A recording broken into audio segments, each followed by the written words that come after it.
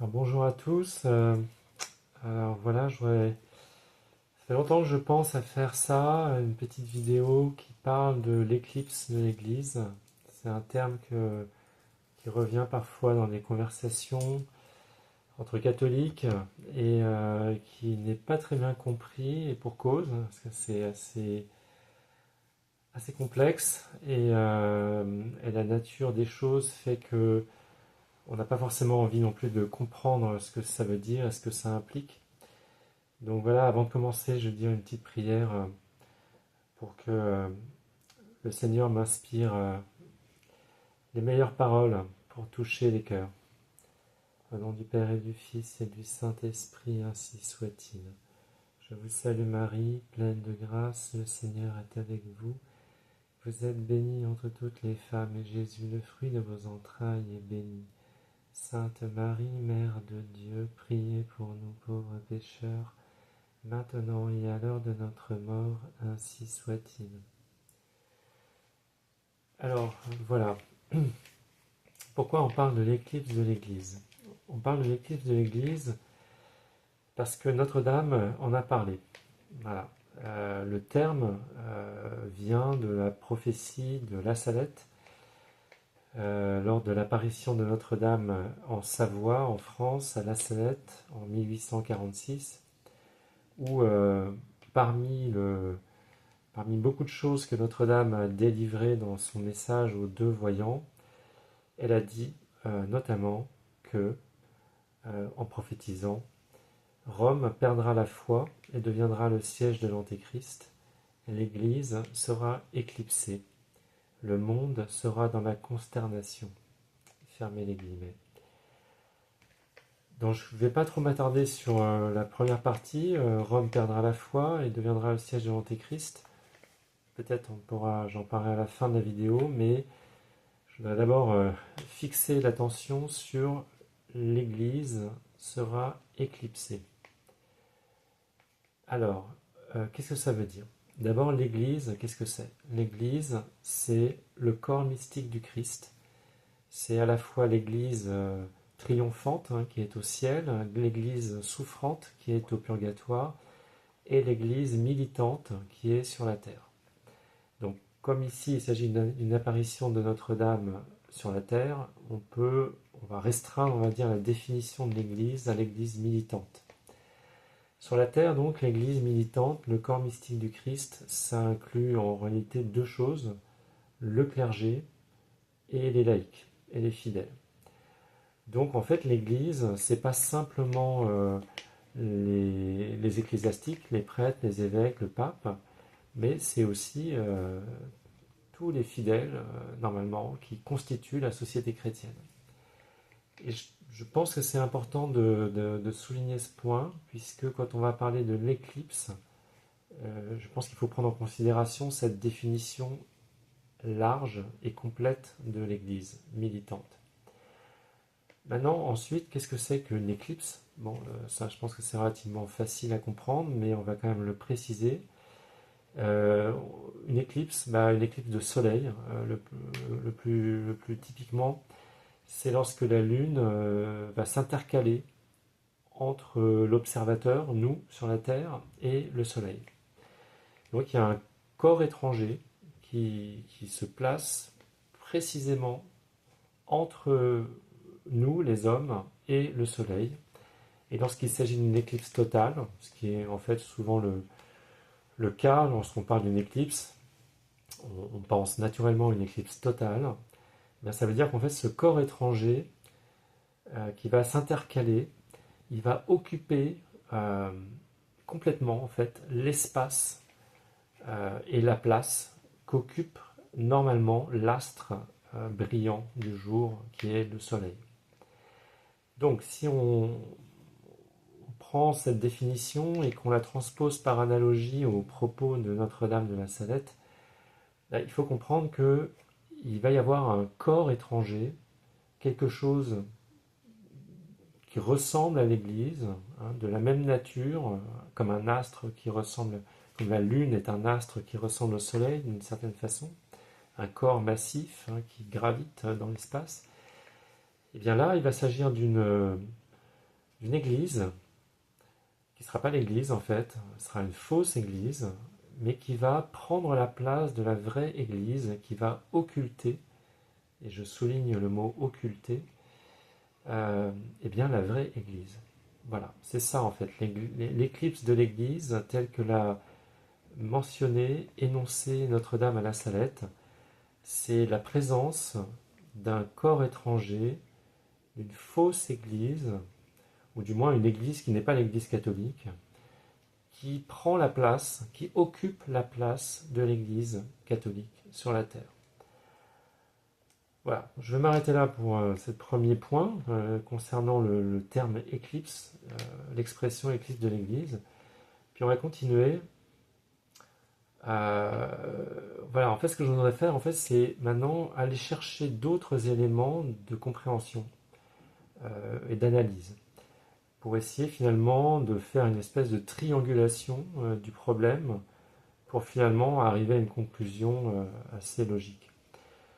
Donc le deuxième point que je voudrais mentionner, c'est le grand exorcisme de Léon XIII contre Satan et les anges apostats. Donc c'est un exorcisme dont je ne vais pas revenir sur tout le contexte, ceux qui connaissent un petit peu vont tout de suite comprendre. Donc Léon XIII, en 1886 ou 84, donc voilà, à peu près 40 ans après les apparitions de la Salette, donc donc il y a une génération d'écart, c'est pas très éloigné. Il a eu en fait une inspiration divine qu'il fallait absolument que l'Église se munisse d'armes puissantes pour combattre le démon qui avait acquis une puissance nouvelle, en fait. Et dans ce grand exorcisme que Léon XIII a composé à la fin du XIXe siècle, il a composé un passage qui parle précisément de l'Église et qui est aussi d'une certaine façon prophétique, même si je pense que dans ce qu'il a écrit, certaines choses se déroulaient déjà de son temps. Donc je vais lire ce paragraphe qui n'est pas long, et ensuite on pourra en fait continuer le raisonnement. Donc je cite Léon XIII. L'Église, épouse de l'agneau immaculé, la voici saturée d'amertume et abreuvée de poison par des ennemis très rusés. Ils ont porté leurs mains impies sur tout ce qu'elle désire de plus sacré.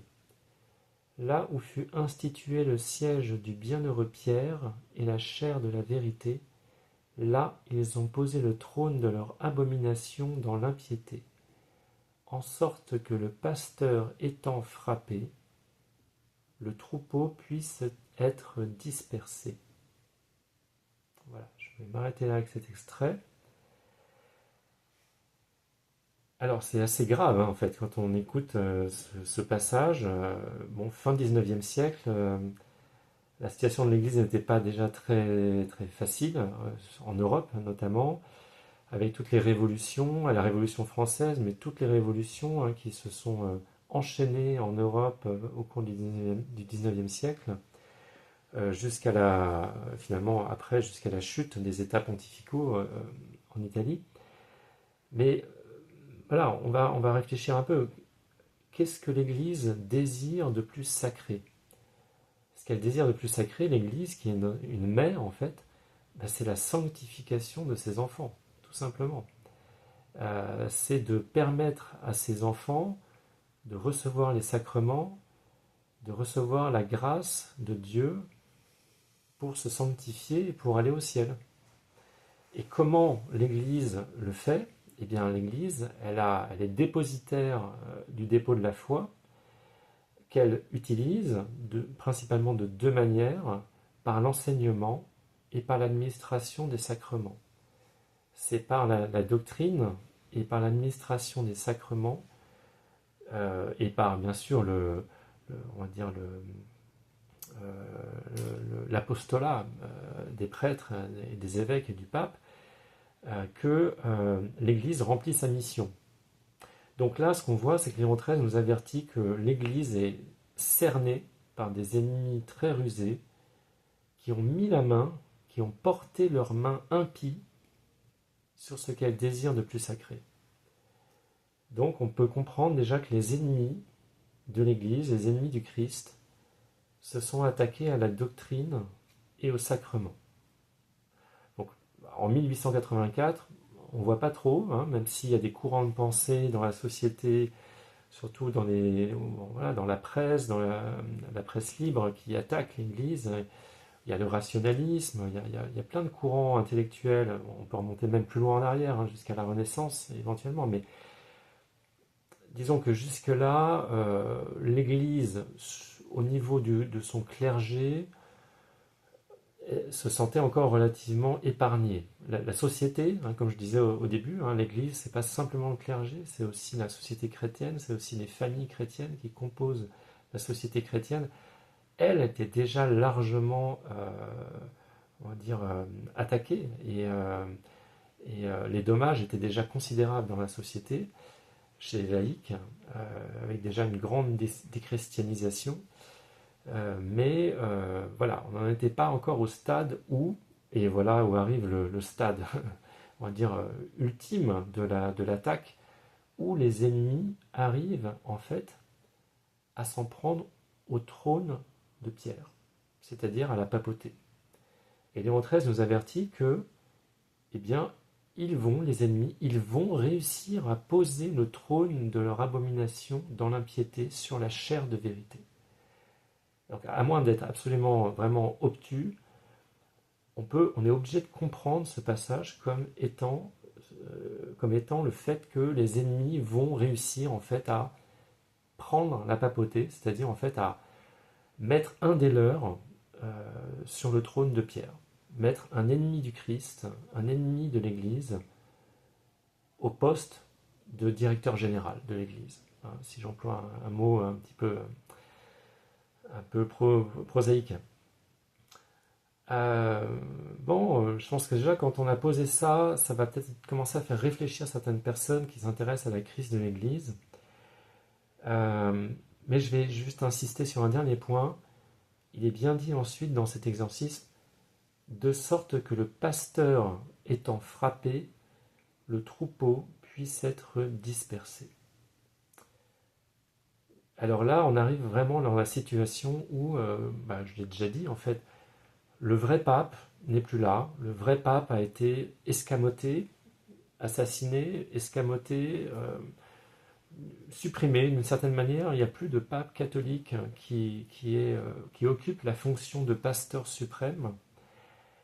Et donc, nécessairement, ça c'est dans l'Écriture sainte, le troupeau est dispersé. Alors, je vais faire une toute petite parenthèse ici pour expliquer pourquoi le troupeau est dispersé quand le pape n'est plus là. Eh bien, parce que en fait, l'Église n'est pas, elle est hiérarchique bien sûr, mais il ne faut pas se la représenter comme une pyramide avec un sommet, et puis simplement si on enlève le sommet, la pyramide est toujours là en quelque sorte. En fait, c'est plutôt l'inverse, c'est plutôt une pyramide inversée, puisque le Seigneur a dit à Pierre, qui est donc le premier pape, tu es Pierre, et sur cette pierre, je bâtirai mon Église. Donc c'est clair que c'est sur le pape que repose en fait l'édifice de l'Église. Et pour confirmer ce point, cette interprétation, on peut aussi citer le deuxième passage de l'Évangile, après la résurrection de Jésus-Christ, où le Seigneur dit à Pierre, j'ai prié pour que ta foi ne défaille point, si bien que lorsque tu seras en charge, tu confirmeras tes frères.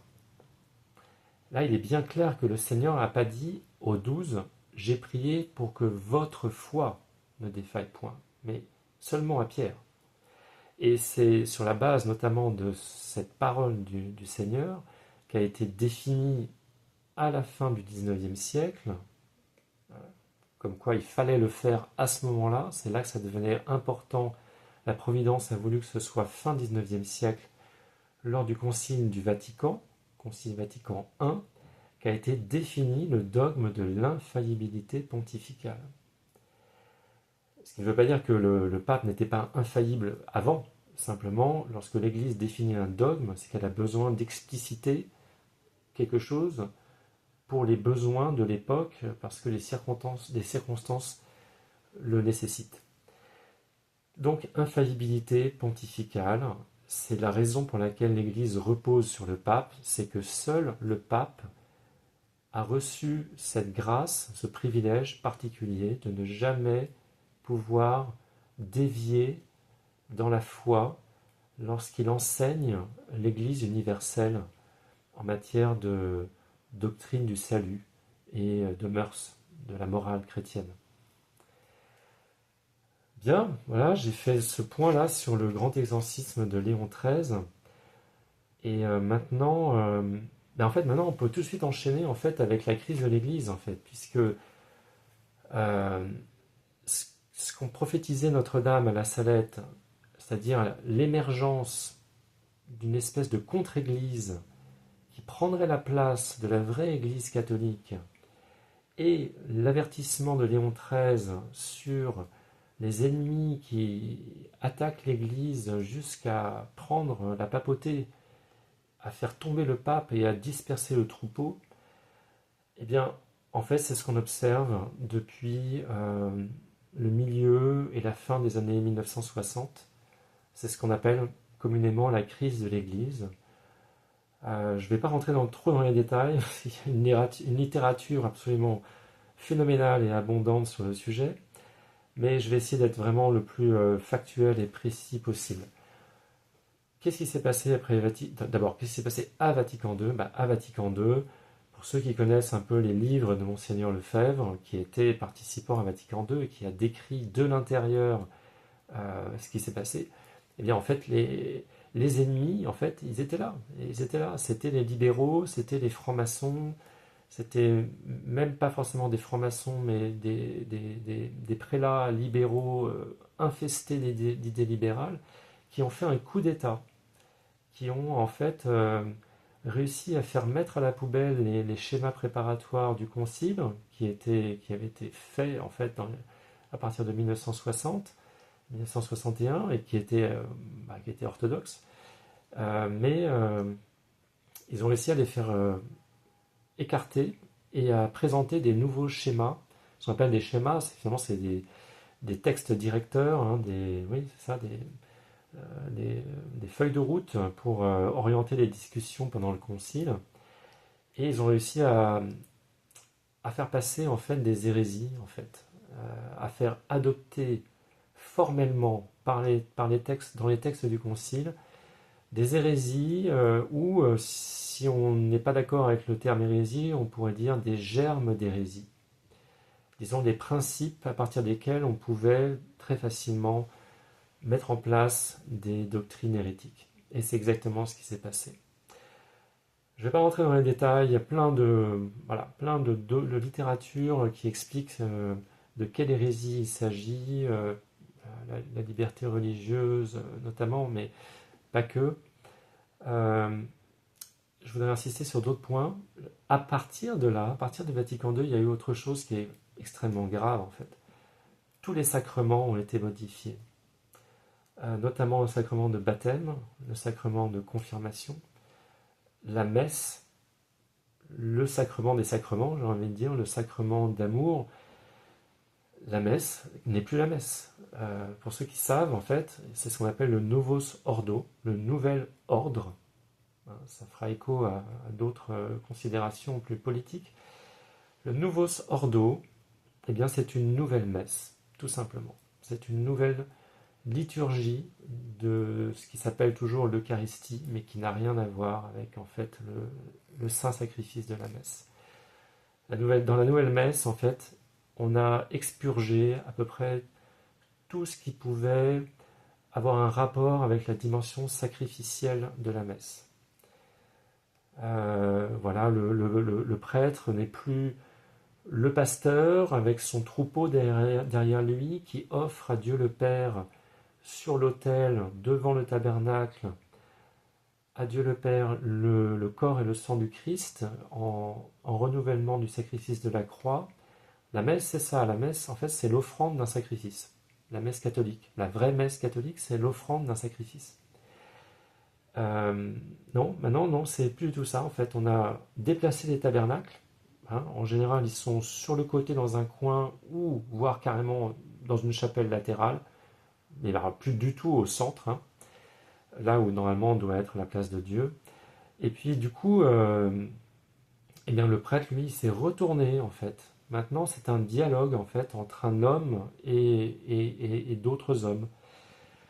Voilà, c'est vraiment, ça ressemble un peu à un culte protestant. Donc, je ne vais pas rentrer dans les détails. La seule chose qui est importante de comprendre en fait, c'est que à partir du Vatican II, on a une nouvelle doctrine, on a des nouveaux sacrements. À partir de 1983, on a aussi une nouvelle discipline. On a aussi des nouveaux habits liturgiques. Et au final, en fait, on a une nouvelle religion. Voilà. Je pourrais parler aussi du rite de consécration épiscopale, qui n'est pas un sacrement, mais qui est fondamental, puisque c'est ce qui fait qu'un prêtre devient évêque. Et bien, ce rite de la consécration épiscopale, il a été modifié aussi dans les années 60 ou 70, de manière substantielle, de telle sorte en fait qu'il est rendu invalide. De même que très probablement le nouveau rite d'ordination des prêtres. Mais le rite de consécration épiscopale, la réforme qui a été introduite, elle a été analysée en profondeur. Et les gens qui ont fait ces études, voilà, pareil, je ne vais pas rentrer dans les détails, cherchez, vous trouverez.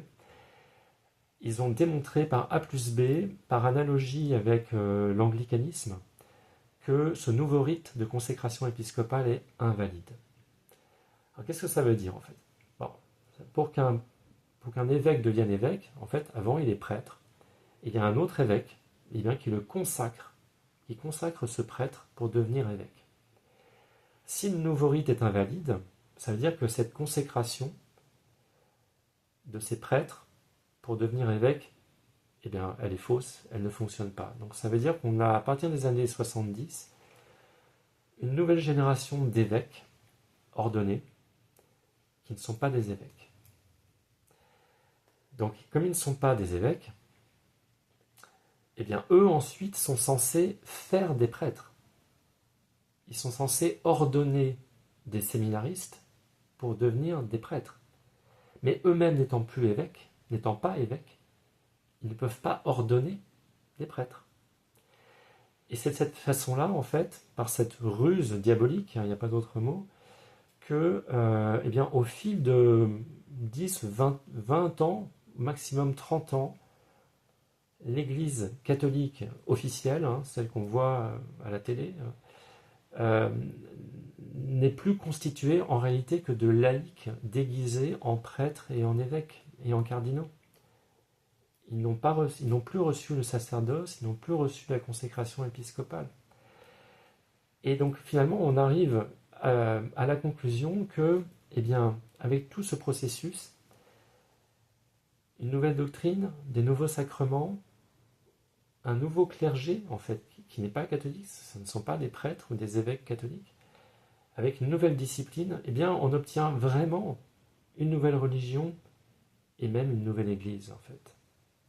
Constituée à la fois de ce clergé, qui n'est pas le clergé catholique, qui est un contre-clergé, une falsification, et malheureusement, je suis obligé de le dire aussi, une nouvelle église chez les laïcs, dans le monde des laïcs, dans la société, tous ces gens qui suivent ces faux pasteurs deviennent eux-mêmes participants à cette fausse église.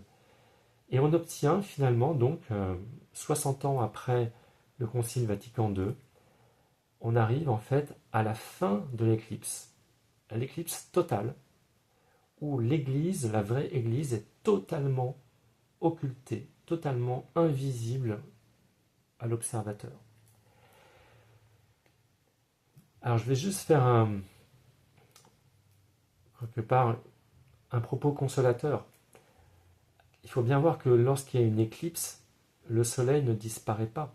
Certes, la lune s'est intercalée, s'est interposée entre l'observateur et le soleil, mais le soleil n'a pas disparu, le soleil n'est pas détruit. C'est la même chose avec l'Église catholique. Elle n'est pas détruite, elle n'a pas disparu, elle n'est pas évaporée. Conformément à ce que notre Seigneur avait dit, que l'Église serait indéfectible. jusqu'à la fin du monde, l'Église serait là, sur la terre. Par contre, on ne la voit pas. Voilà. L'Église catholique, elle est aujourd'hui complètement occultée par la fausse Église, ce que je vais appeler en fait maintenant la secte Vatican II, ou l'Église néo-catholique. Alors, où est-ce qu'elle est en fait, cette vraie Église catholique? En fait, on la voit un petit peu. On la voit un petit peu parce que comme dans une éclipse de soleil, on voit normalement toujours la couronne de l'Église. Du soleil, pardon. On voit la couronne du soleil qui... Donc on devine, on voit, on sent qu'il y a quelque chose, mais on a du mal à faire un peu la distinction entre où est la limite, puisque les deux corps sont vraiment alignés parfaitement. Bon, je vais aller droit au but. La couronne, ce qu'on aperçoit encore de l'Église catholique, et qui est très beau, et qui est l'Église catholique, eh bien, je pense, moi, en tout cas, c'est mon analyse, c'est la fraternité Saint-Pédis. Voilà. Fraternité Saint-Pédis qui a eu un... voilà, je ne vais pas rentrer non plus sur l'histoire, vous pouvez chercher. Monseigneur Lefebvre, il a fait quelque chose de magnifique. Et beaucoup l'ont critiqué ensuite à cause de sa position par rapport au pape, puisque logiquement, il aurait dû dire bah oui, c'est à partir de Vatican II, en fait, les occupants du trône de Pierre sont des usurpateurs, ce sont des antipapes.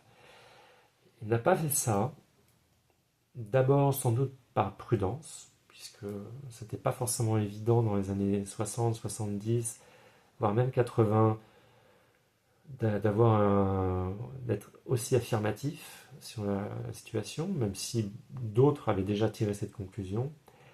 Néanmoins, il a pris cette décision de conserver, de reconnaître le pape, en fait, de dire nous continuons de reconnaître le pape. Ce qui a mis la fraternité dans une position ambiguë, voire un peu contradictoire, parce qu'en gros, je schématise, ça consiste à dire nous reconnaissons le pape, mais nous lui désobéissons. Nous ne suivons pas son enseignement. Alors, donc, moyennant, on va dire, des artifices un petit peu rhétoriques, ils essaient de justifier cette position, mais en réalité, cette position ne tient pas. Mais en quelque sorte, c'est pas grave.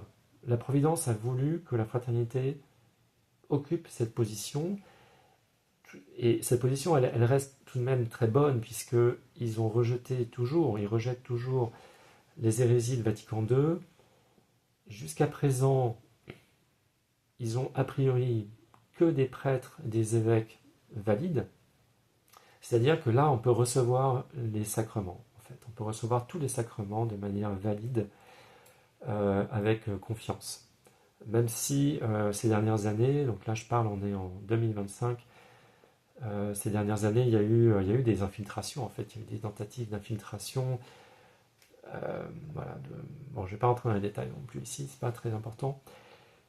La couronne de l'éclipse, c'est la fraternité Saint-Pédis. C'est pour ça qu'on la voit, c'est pour ça qu'elle est visible, d'une certaine manière. En tout cas, elle est connue, elle n'est pas totalement inconnue. Et ils viennent de faire un jubilé à Rome, un énorme pèlerinage à Rome, là, au mois d'août 2025.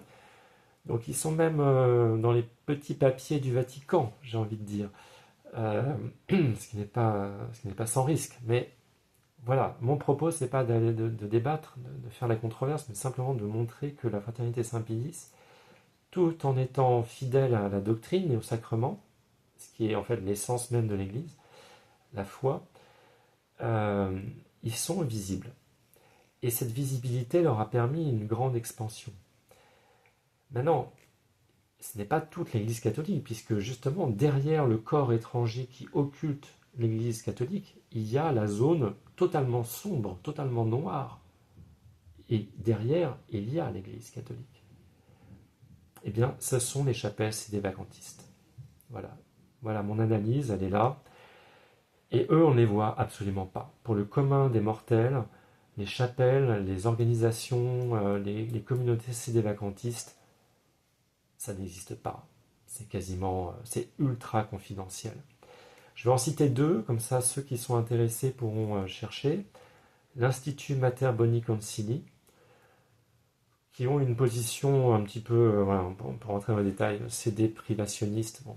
Ils disent en gros, il y a un pape matériellement, mais pas formellement, mais bon, ça revient au même en fait. Ils ne citent pas le pape au canon de la messe, et ils disent clairement que ce sont des imposteurs. Donc voilà, ça revient finalement, pour simplifier, à la position CD vacantiste, c'est-à-dire le siège est vacant. Le siège de Pierre est vacant, il est vide.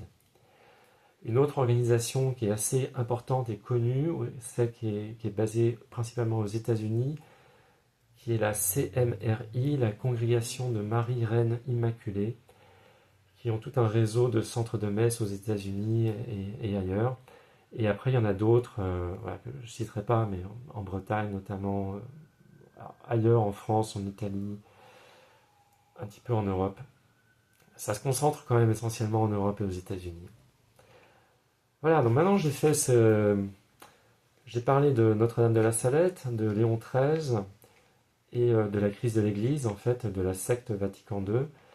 Je voudrais aller un petit peu plus loin et croiser en fait cette analyse avec deux passages de l'Écriture qui sont pas forcément évidents à comprendre, mais à mon avis, qui sont totalement pertinents et qui peuvent amener certaines personnes à aller un petit peu plus loin dans l'analyse. Alors, le premier passage que je voudrais mentionner, c'est dans le dernier chapitre du dernier évangile.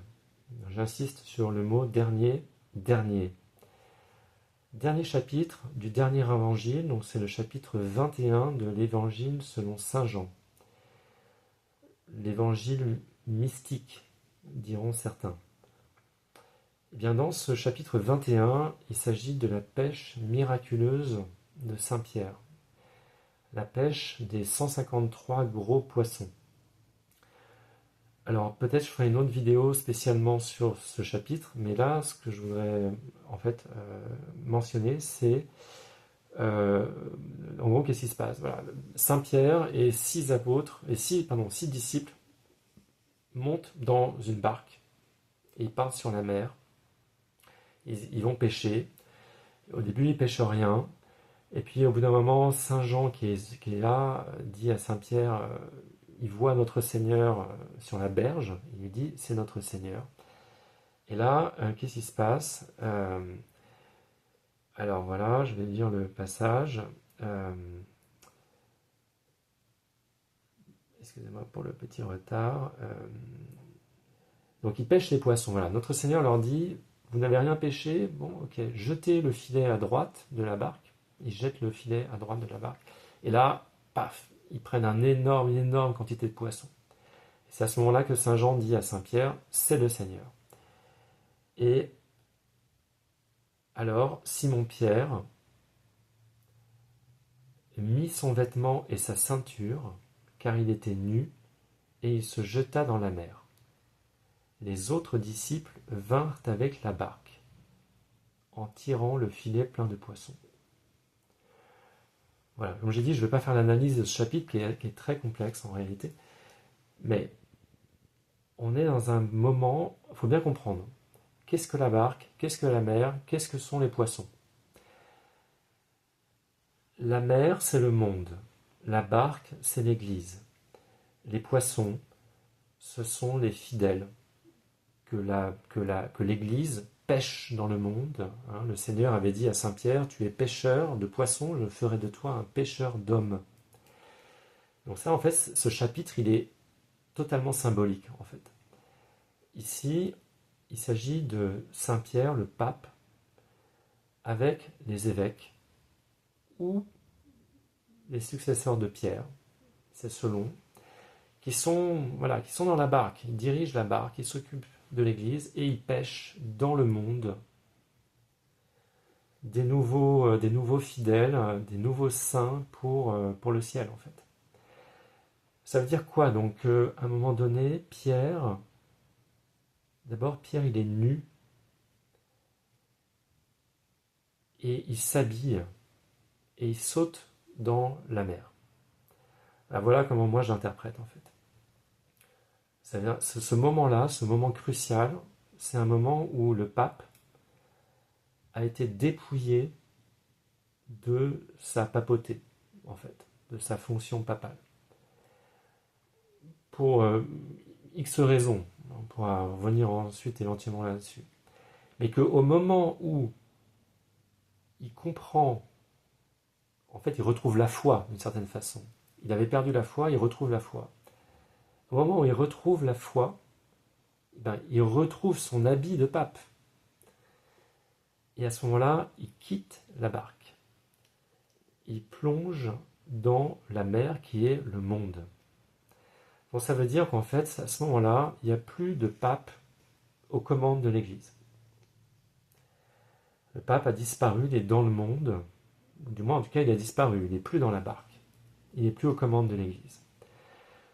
Donc ça, cette situation qui est décrite dans l'évangile de Saint Jean, comme je le disais au dernier chapitre, ça fait écho à l'exorcisme de Léon XIII qui disait que lorsque les ennemis auront réussi à mettre le trône de leur abomination sur la chair de la vérité, le pasteur serait frappé, donc il n'y aurait plus de pasteur, et le troupeau serait dispersé. Donc voilà, premier passage de l'Écriture qui, à mon avis, a un rapport avec l'éclipse de l'Église. Et le deuxième passage qui est... Alors là, on va passer du symbolique au mystique, complètement. C'est dans le livre de l'Apocalypse, au chapitre 12, chapitre qui est assez connu à cause de Notre-Dame, en fait. Parce que c'est dans ce chapitre 12 dont il est question d'un grand signe dans le ciel.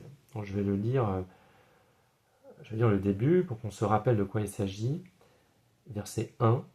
Puis il parut dans le ciel un grand signe, une femme revêtue du soleil, la lune sous ses pieds, et une couronne de 12 étoiles sur sa tête.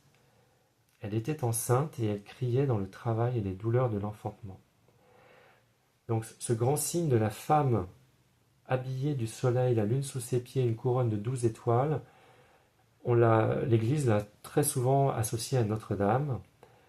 Il y a plein de statues qui représentent Notre-Dame avec une couronne de 12 étoiles, avec la lune sous ses pieds. Beaucoup de gens, même des prêtres ou des laïcs, ont tendance à dire que ce grand signe du chapitre 12 de la femme, il s'est réalisé avec les apparitions de Notre-Dame de Fatima en 1917 au Portugal, à cause du miracle du soleil. J'en suis pas sûr du tout. Je vais expliquer pourquoi tout de suite en fait. D'abord parce que... je vais le dire tout de suite en fait, simplement. C'est qu'en fait, il y a une autre apparition de Notre-Dame qui est beaucoup plus parlante et qui est beaucoup plus...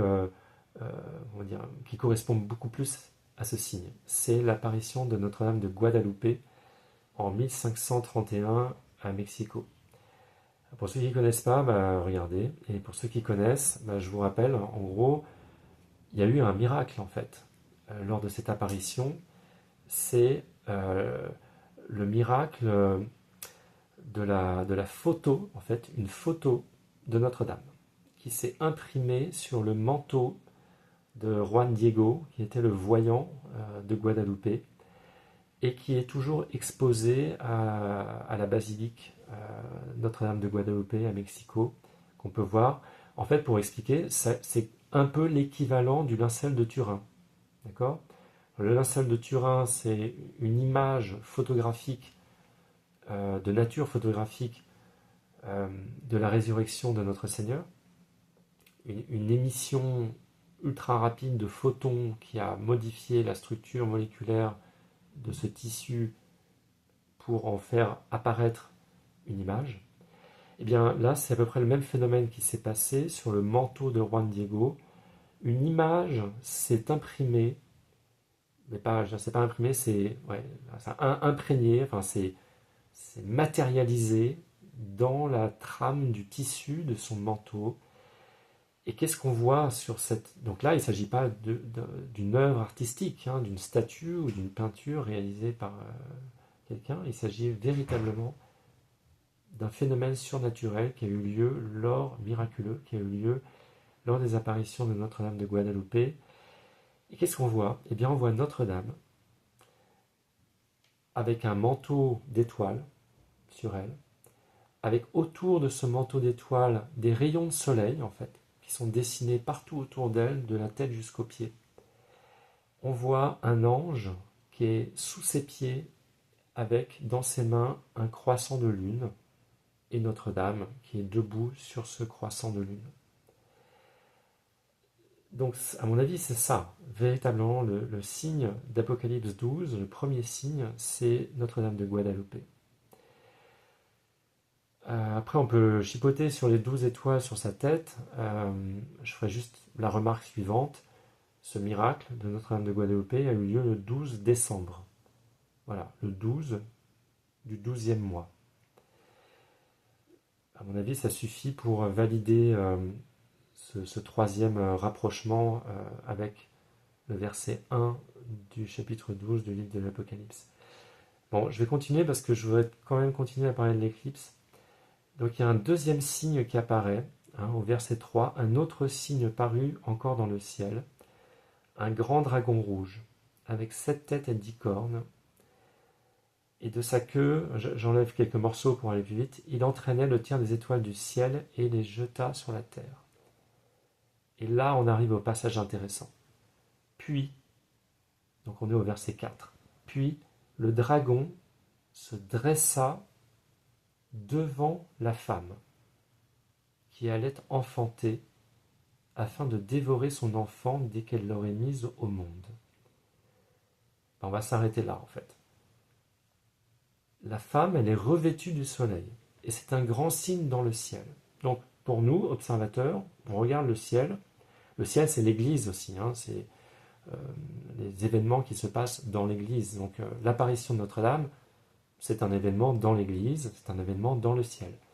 On peut la voir, on peut voir Notre-Dame, on peut voir cette image miraculeuse, mais c'est aussi littéralement, on peut imaginer un signe dans le ciel, dans la voûte étoilée, dans l'espace, où on a une femme qui est revêtue du soleil, la lune, un croissant de lune sous ses pieds, avec une couronne de 12 étoiles sur sa tête.